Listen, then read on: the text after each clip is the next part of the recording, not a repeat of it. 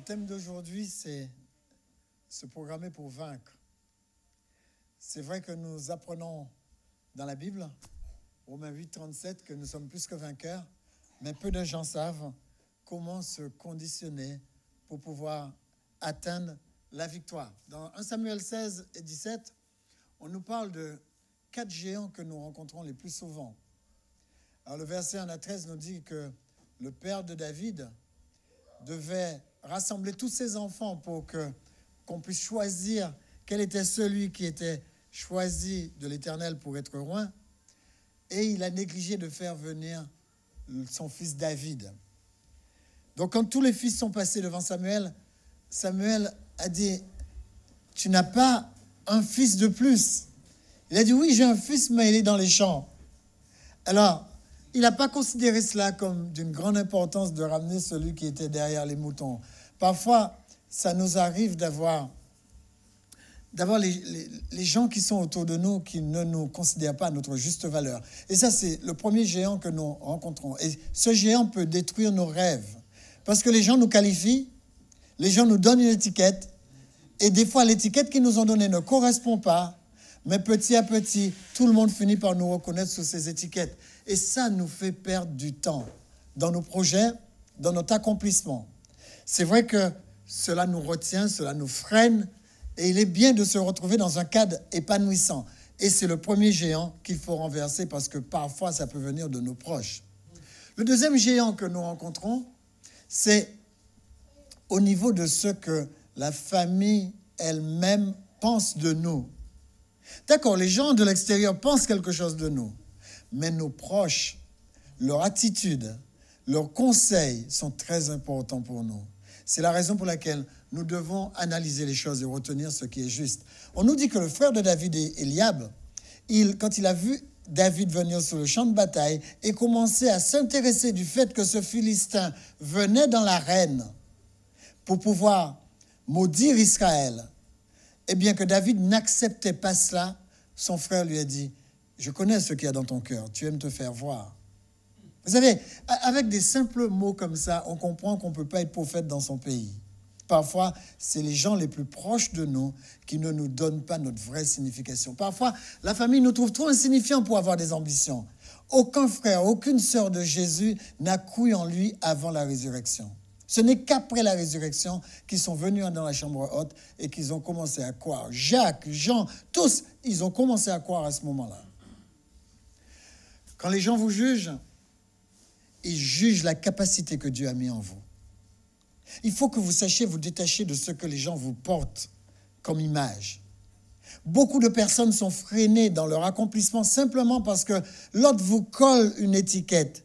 Et souvent, la personne qui vous colle une étiquette, c'est une personne de la famille. J'ai une personne qui est venue me voir, elle m'a dit « La raison pour laquelle je me suis contenté de ne jamais créer mon entreprise, c'est parce que les parents me disaient « Mais qui tu es pour t'aventurer dans quelque chose comme ça? Tu es fait pour travailler pour un employeur. Vous pensez vraiment que vos enfants sont faits pour travailler toujours au même endroit que vous? » Les amis, le troisième géant que nous rencontrons, c'est le découragement et le négativisme. Ça nous terrorise. Quand Goliath est arrivé devant Israël, il a dit « Envoyez-moi un homme qui soit fort, un homme qui soit solide, un homme qui soit comme moi. » Et aucun des Israélites ne bougeait. Vous savez, la peur est mauvaise conseillère pour prendre des décisions. Ces gens-là prenaient des décisions à cause de la peur que leur inspirait Goliath. Mais David avait rencontré des ours, il avait rencontré des lions qui étaient beaucoup plus forts que Goliath. Il les avait vaincus. Et David ne comprenait pas qu'on soit découragé devant cet homme. Le découragement et le négativisme des autres terrorisent nos enfants, terrorisent notre famille, nous terrorisent même. Et c'est vrai que nous ne devons pas écouter ce que les gens disent. Moi, souvent, quand j'écoutais les informations, parce que maintenant j'ai pris comme habitude de ne pas me polluer avec les informations, quand je voyais la manière dont ils parlaient des gilets jaunes et la manière dont les gilets jaunes parlaient des autres, etc., vous savez, ils ont l'art d'emmener des informations qui ne sont pas vraies. Regardez, quand les hommes politiques qui sont autour de nous parlent de la conjoncture économique, ça va mal. Ils veulent nous habituer à nous contenter de ce qui va mal. Ça nous terrorise. Si un homme aussi intelligent, pour qui tout le monde a voté, est en train de dire autant de mal de l'économie, alors nous, on se dit, mais qui sommes-nous pour dire le contraire? Mais je vous encourage à une chose. Il n'y a pas d'économie qui soit tellement mauvais que Dieu ne peut pas nous en sortir. Ça n'existe pas. D'accord? Alors, le découragement et le négativisme des autres, ne pas laisser ça nous intimider. Ne pas laisser ça nous terroriser. Et il y a une personne cette semaine qui me disait que oui, mais tu sais, Lambert, on vit quand même dans un environnement social et on est quand même tributaire de cet environnement social. Et c'est comme si vous disiez, les Égyptiens, je suis obligé de les porter partout avec moi, même si j'ai quitté l'Égypte.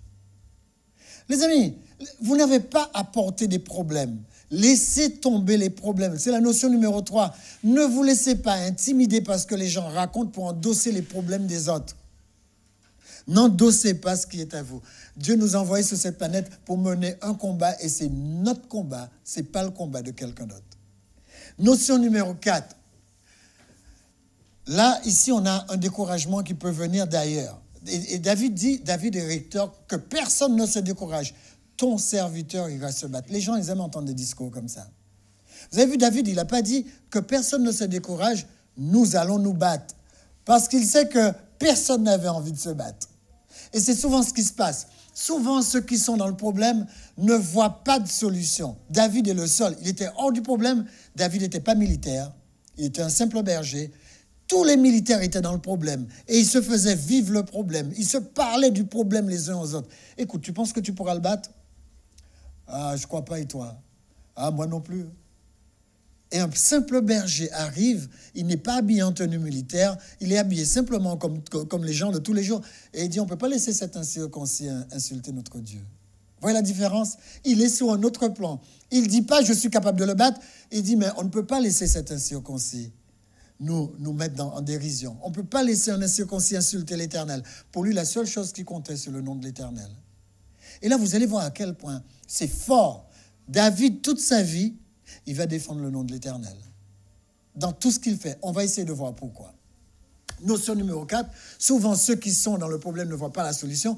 En 40 jours, personne n'a trouvé une solution. Un petit gars qui vient de la campagne, qui n'a pas d'armure, qui a juste une fronde, il a trouvé la solution.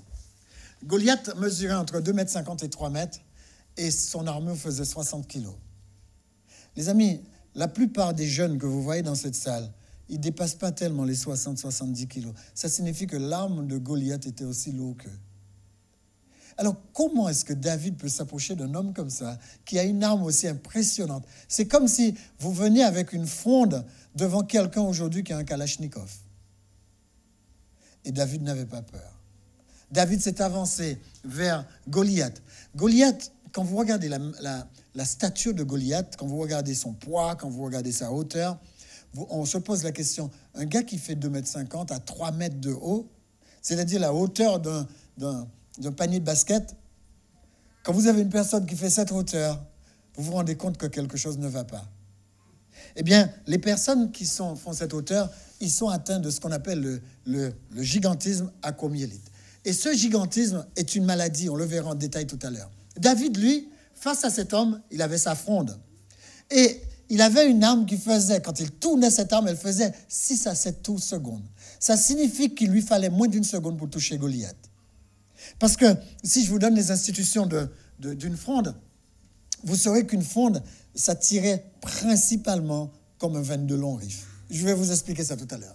Mais Goliath, revenons à Goliath, il avait cette maladie qu'on appelle l'acromégalie. Et cette maladie, qu'est-ce qu'elle a de particulière?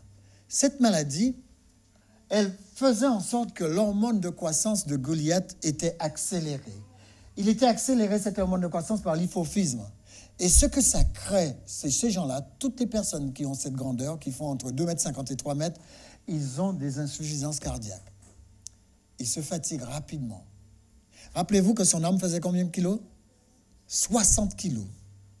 Et vous allez voir tout à l'heure dans le texte comment je sais qu'il se fatiguait rapidement. Deuxième chose, l'hypophyse augmente. Je vous l'ai dit, l'hypophyse était la cause de cette croissance énorme, mais l'hypophyse augmente et comprime ce qu'on appelle le chiasma, c'est-à-dire la zone qu'il y a entre les yeux et le cerveau. Vous savez, cette zone optique qui passe. Et comme il y avait cette compression, eh bien, ces gens-là ont un trouble de la vision. D'accord? Ils voient mal. Il a des problèmes de cécité. Le texte biblique nous parle de ça d'une certaine manière. Quand on prend 1 Samuel 17, versets 41 à 54, on nous dit qu'il regarde David et il dit « Tu me prends pour un chien, tu viens contre moi avec des bâtons. » David avait combien de bâtons? Il voit plusieurs bâtons comme quelqu'un qui a bu. D'accord? Mais il n'avait pas bu. C'est à cause de sa grandeur qu'il voyait ça, à cause de cette maladie. Deuxième chose, viens vers moi, dit-il.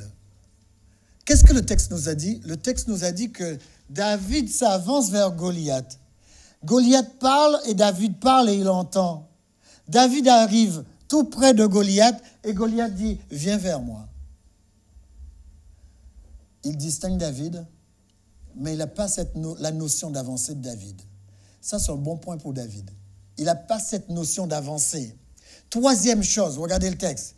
Celui qui portait son bouclier marchait devant lui. Pourquoi il marchait devant Goliath? Goliath n'est pas assez grand pour marcher devant lui. Premièrement, on dit il portait son bouclier, il portait ses armes. Il portait ses armes pour pouvoir le soulager parce qu'il se fatiguait très vite. Et deuxième chose, il marchait devant lui. Pourquoi il marchait devant Goliath? Sinon pour lui montrer la voie. Il pouvait se battre, mais il avait des problèmes. Alors David, je ne sais pas comment David a remarqué ça ou s'il n'a pas remarqué ça, mais le texte ne semble pas dire que David a remarqué ça. Mais cet homme pose des questions qui devaient mettre dans la tête de David quelque chose. Et David s'approche de Goliath. Le texte dit que David lui répond, « J'avance vers toi avec ma foi en Dieu, avec ma confiance en l'Éternel.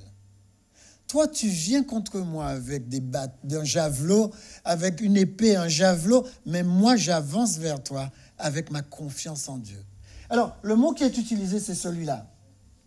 Ce mot signifie avoir confiance en quelque chose. C'est-à-dire mettre toute sa confiance dans la chose. Autrement, faire confiance, mais aussi avoir de l'audace.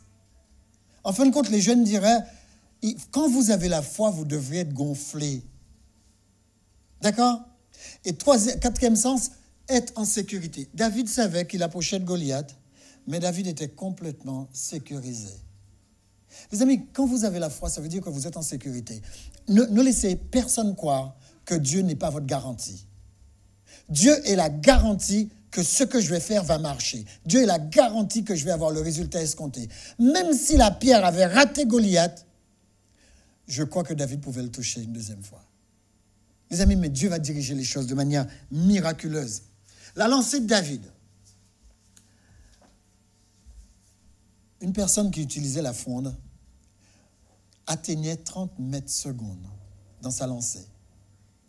Et ça, c'est une personne qui sait tourner sa fronde et qui sait la lâcher dans la bonne direction. Il atteignait 30 mètres secondes. Ça signifie qu'il faisait 108 km/h. Est-ce que quelqu'un vous a déjà lancé un caillou avec sa main? Vous savez à quelle distance?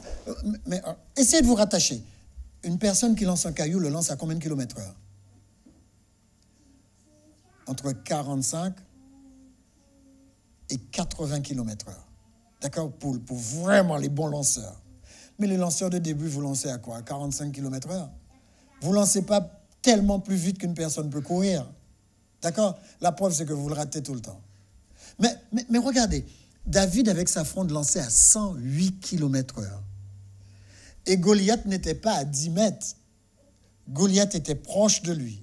Il s'avançait parce que Goliath s'avançait vers lui, mais Goliath ne pouvait s'avancer que la distance d'un javelot ou que la distance d'une épée.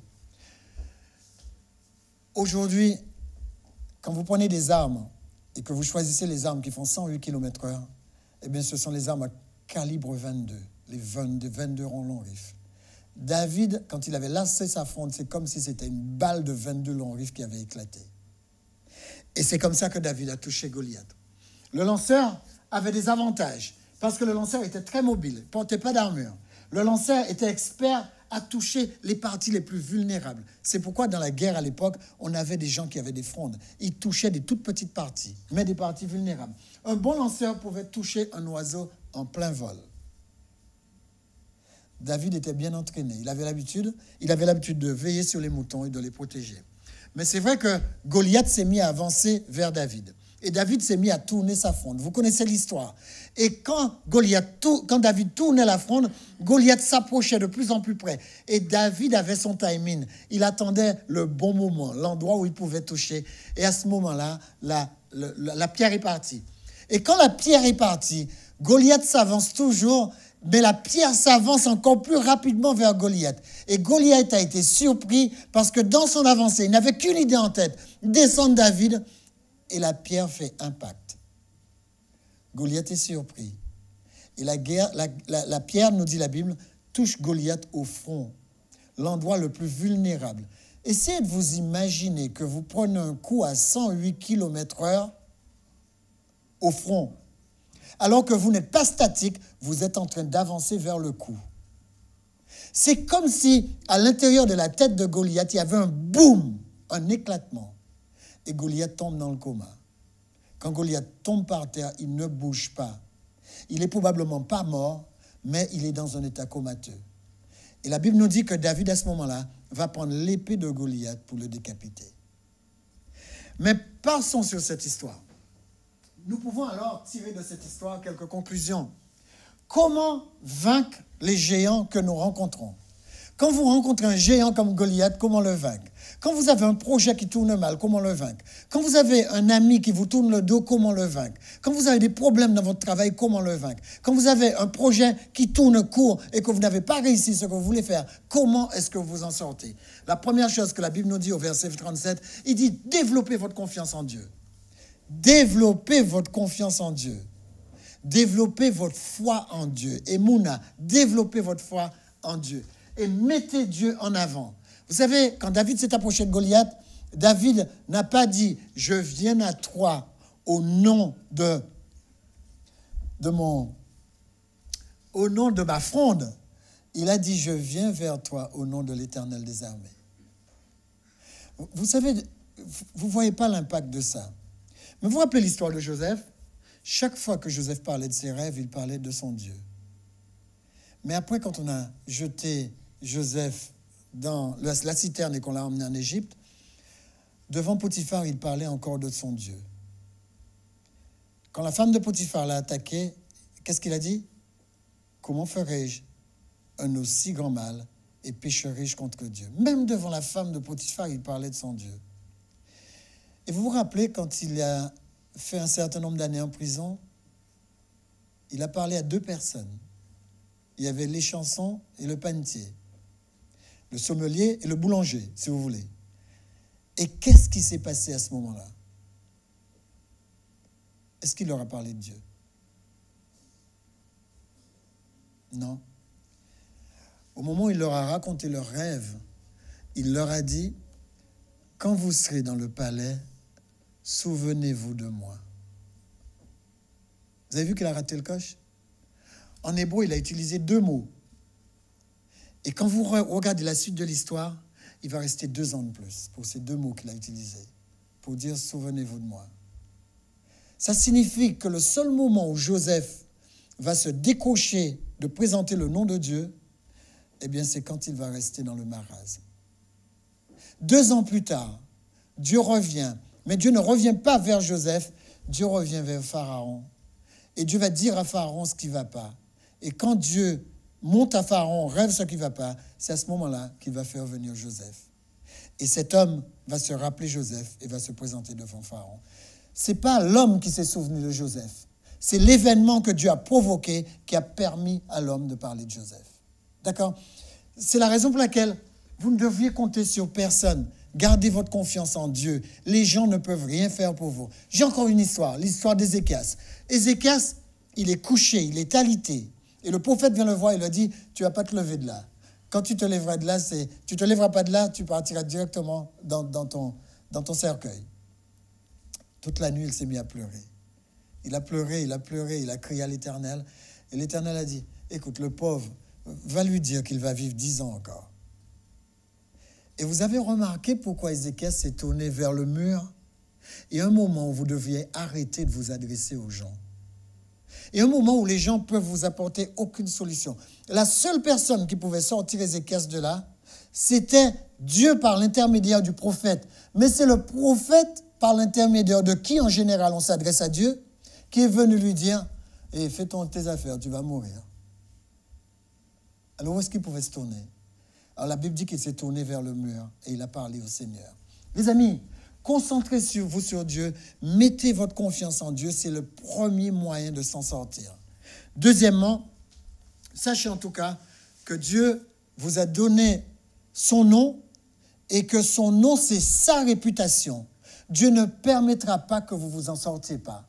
Parce que si vous vous en sortiez pas, c'est son nom qui est sur vous. Vous êtes un enfant de Dieu. Dieu fait gaffe à sa réputation et Dieu vous accompagnera toujours.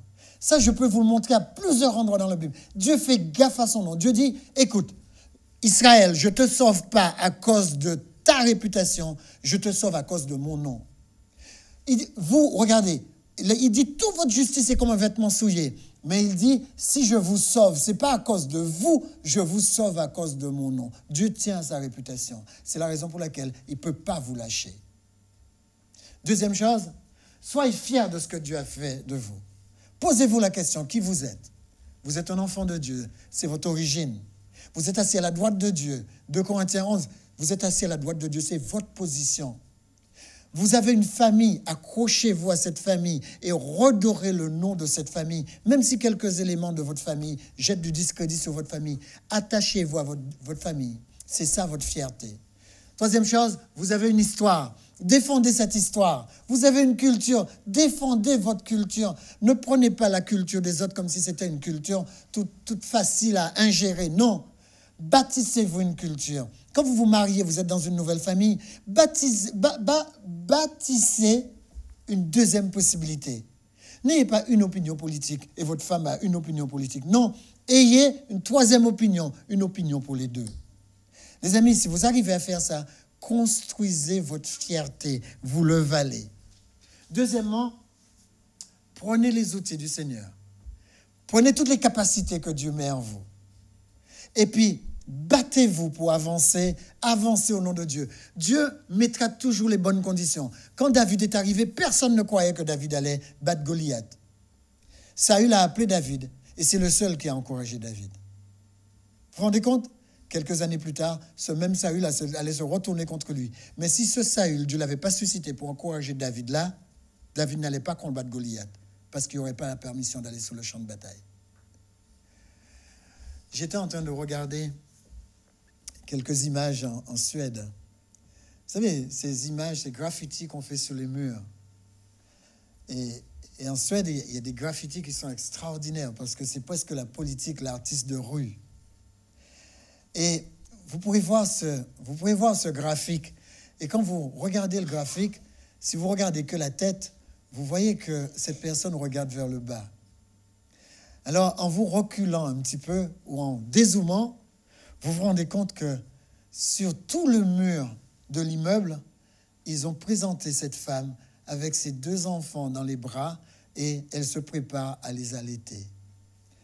C'est extraordinaire que quelqu'un... Moi, je ne sais pas dessiner. J'ai essayé pourtant. Vous savez, le meilleur dessin que j'ai fait, le bras du monsieur était plus grand que l'autre bras qui était là. Et c'était mon meilleur dessin. Moi, j'avais marché avec ce dessin pendant des années. J'avais ça toujours dans mon cahier pour montrer comment je pouvais dessiner. Et un jour, j'avais 12 ans, une jeune fille a regardé le cahier. Elle m'a dit, « Mais tu as remarqué que le bras droit est plus grand que le bras gauche ?» C'était fini pour moi le dessin. Fini le dessin, j'ai rangé le dessin. Mais c'est vrai que j'admire les dessins. Vous avez des choses extraordinaires que les gens sont capables de faire. Regardez un mur où on fait du skate. Regardez le dessin que quelqu'un est capable de mettre. Regardez les perspectives. Combien de personnes a des perspectives de gigantisme comme celui-là? Regardez ce troisième dessin que j'aime beaucoup. Cette personne a vu les passages cloutés, vous savez, les dessins des passages cloutés, et il a regardé le mur qui était en face, et il a dessiné un homme en perspective en train, lui, de dessiner le passage clouté. On croirait que le passage clouté a été mis là après le dessin. Non, le dessin a été fait après le passage clouté. Les amis, c'est extraordinaire comment certaines personnes, Dieu a mis en eux des capacités, des outils. Avec ces outils, on peut vivre. Des outils aussi extraordinaires. Regardez comment les gens perçoivent des perspectives. Je vous assure, prenez un crayon et essayez de reproduire les perspectives. Moi, j'ai vu aussi des dessins où on dirait que les dessins sont en 3D, où la personne sort carrément d'une fenêtre.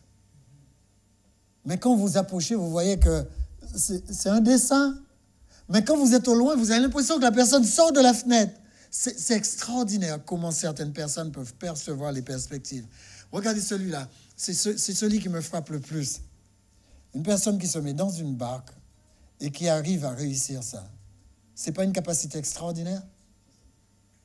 Il a réussi au-dessus de l'eau à peindre une tête, 2 bras, et quand vous regardez le dessin, vous avez l'impression que la personne est en train de se laver. Elle est dans l'eau. Et vous savez, franchement, vous savez qu'il n'y a pas de corps dans l'eau? Il n'y a rien de dessiné sous l'eau. Et je dis, mais comment il a pu placer la tête là, placer les bras, et ce n'est pas disproportionné? Moi, peut-être que j'aurais fait une erreur en plaçant le bras. J'aurais placé le bras peut-être plus loin ou plus près. Mais cette personne a une perspective dans la tête qui lui permet de voir comment le corps va être sur l'eau et où le bras va émerger. Vous ne trouvez pas ça extraordinaire? Et vous ne dites rien. Mais c'est extraordinaire.